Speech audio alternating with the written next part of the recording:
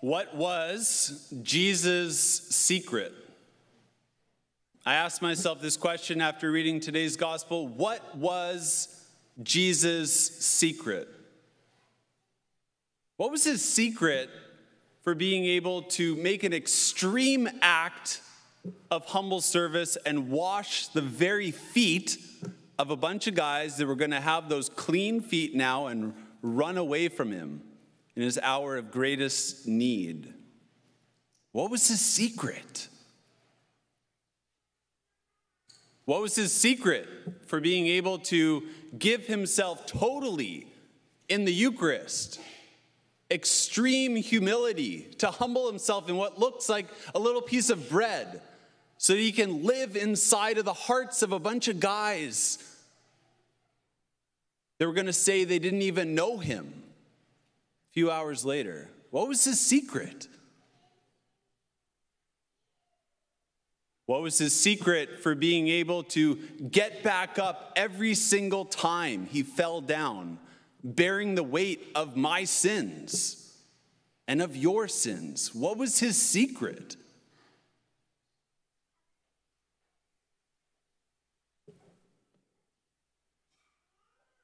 I think the writer of today's gospel asked Jesus this very question, and many more, when he met Jesus again face to face after Jesus rose from the dead. Jesus, what was your secret?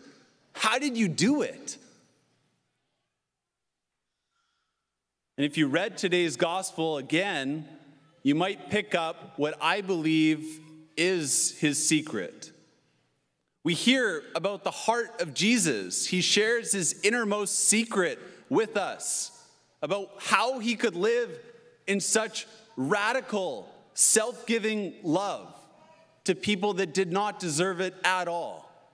We hear his secret. For example, Jesus knew that his hour had come to depart from this world and go to the Father. And right before Jesus washed the feet of the disciples, we hear this. The only reason we know is because Jesus shared this from his heart with John the Apostle. Here's what we hear. Jesus, knowing that the Father had given all things into his hands, and that he had come from God and was going to God. What was his secret? Jesus lived as the beloved. He lived as the beloved Son.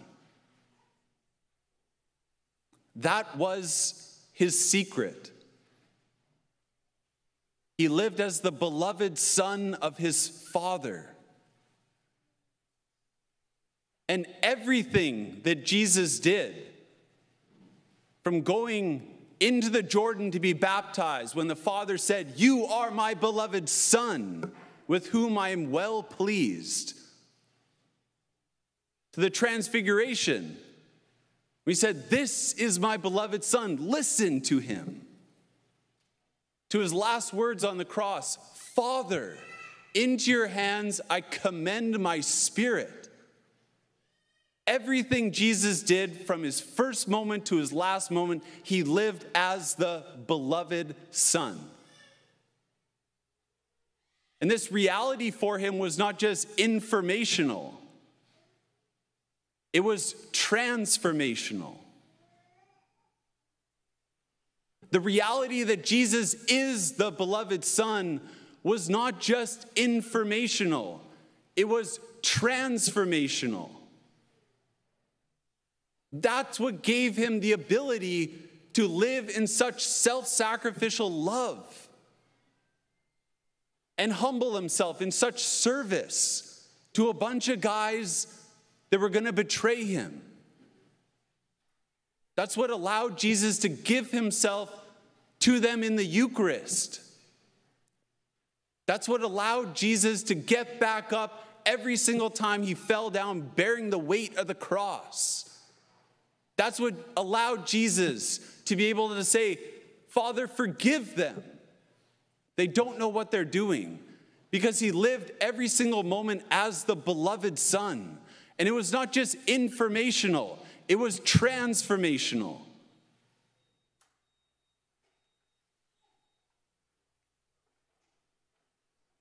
And it wasn't just something Jesus wanted to experience for himself. He wanted every single person to experience the same reality.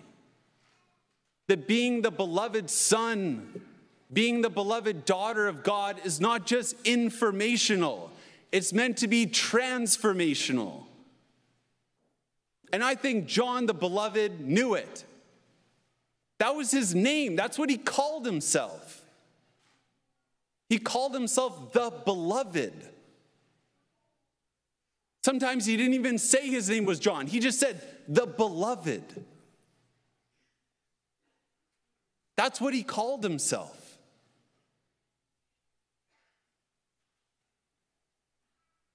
And it wasn't just informational for him. It was transformational.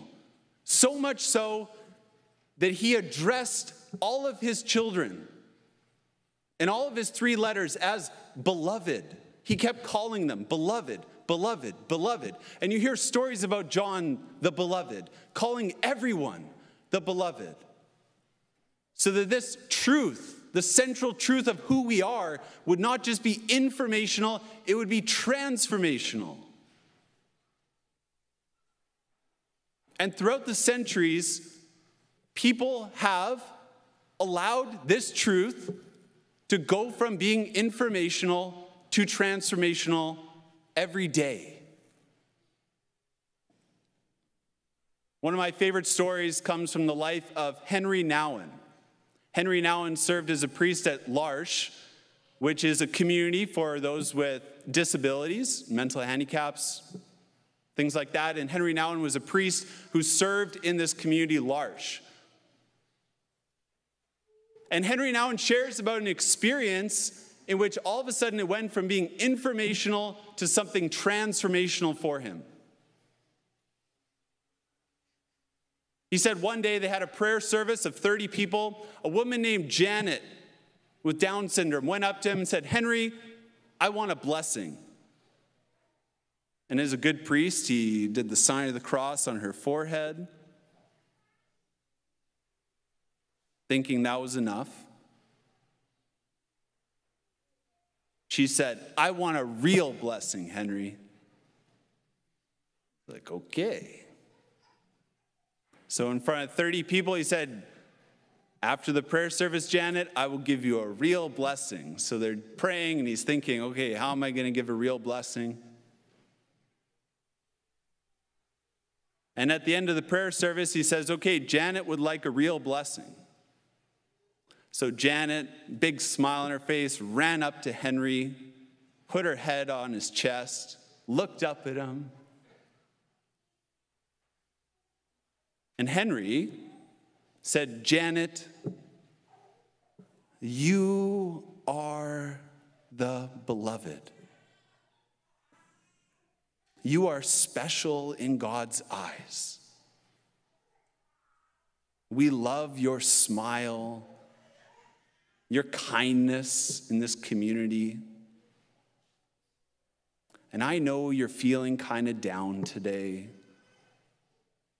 and you need to hear it again. Janet, you are the beloved." She looked up at him and said, "Yes, Henry, I know." One of the 30 people raised their hands. "How about me, Henry?" And one person after another went up in front of the group of people.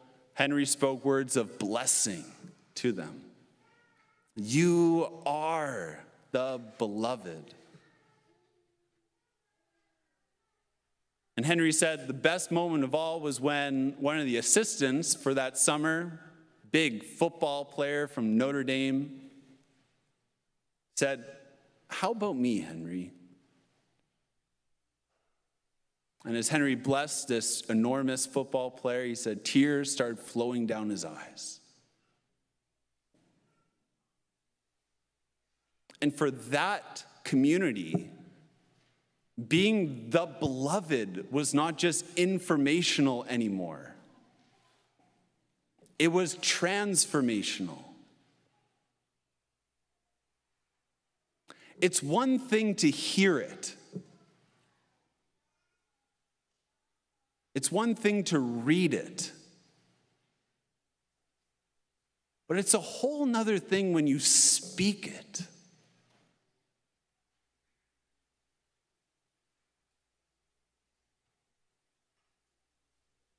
And I don't know how many of you have had experiences that you can recall when you were actually called the beloved. And there are a lot of other voices that try to tell you something else.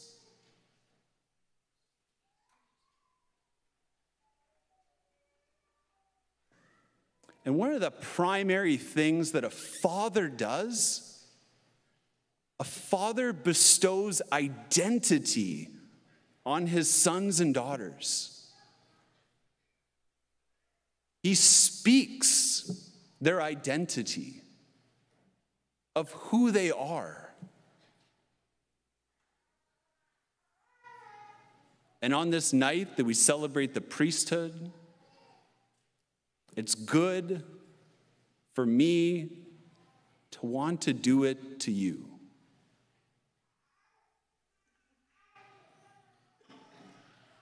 And so I'd like you to close your eyes,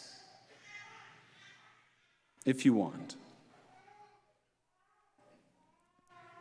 And I'd like you to receive these words as coming from not just me, but from the Father.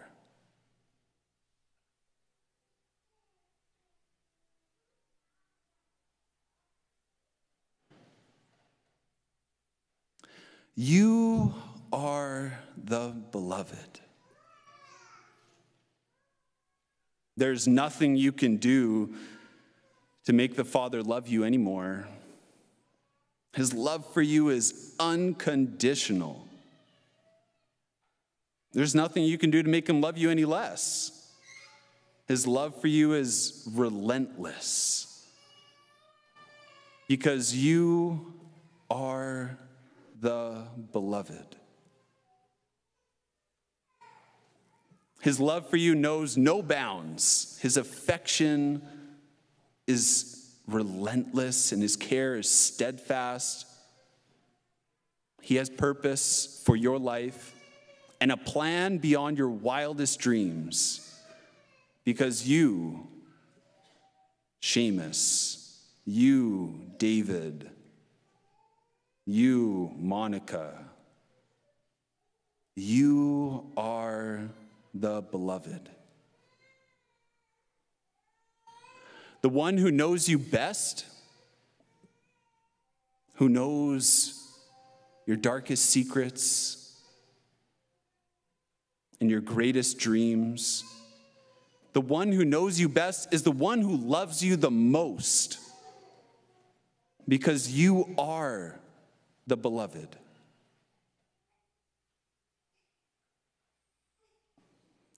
He loves you because he loves you, because he loves you, because he loves you, because that's who he is.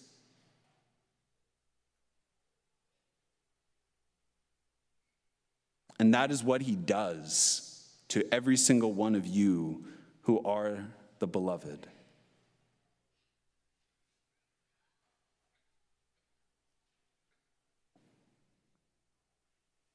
He'll love you 100% if you come to Mass every single day for the rest of your life. And he's still going to love you 100% if this is the last time I see you. Because his love for you is unconditional.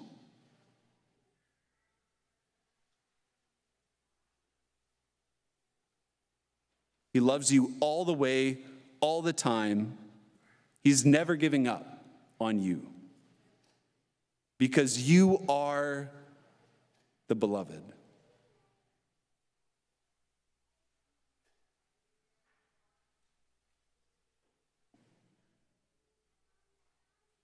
Okay, open your eyes.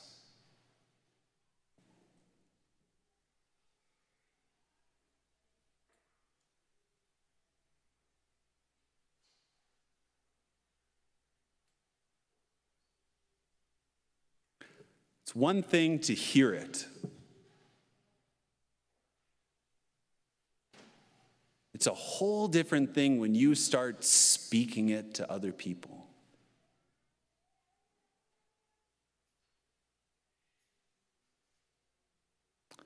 And I invite you to allow tonight's experience to not just be informational anymore, but to be something that can be transformational.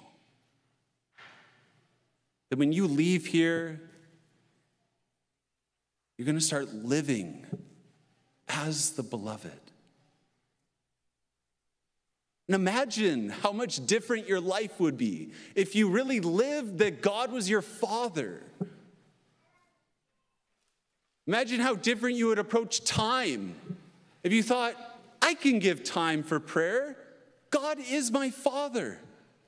He's the creator of time. Why do I have to be so stingy with my time? God is my Father. I am the beloved. Imagine how different your life would be in service of other people if you lived out of this identity that you are the beloved. You don't have to prove yourself to anyone. You've already earned your identity as the beloved because Jesus has given his life for you.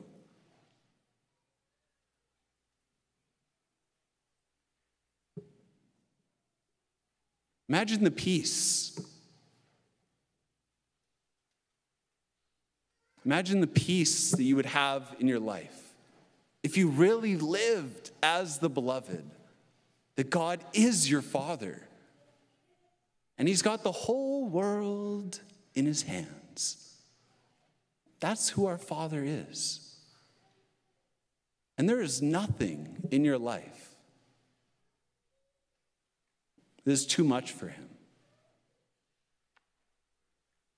And he wants to win your heart over tonight. He wants this core truth of your identity to be the beloved as no longer informational, but as something transformational. So let us open our hearts to receive this tonight in a way that will change us forever.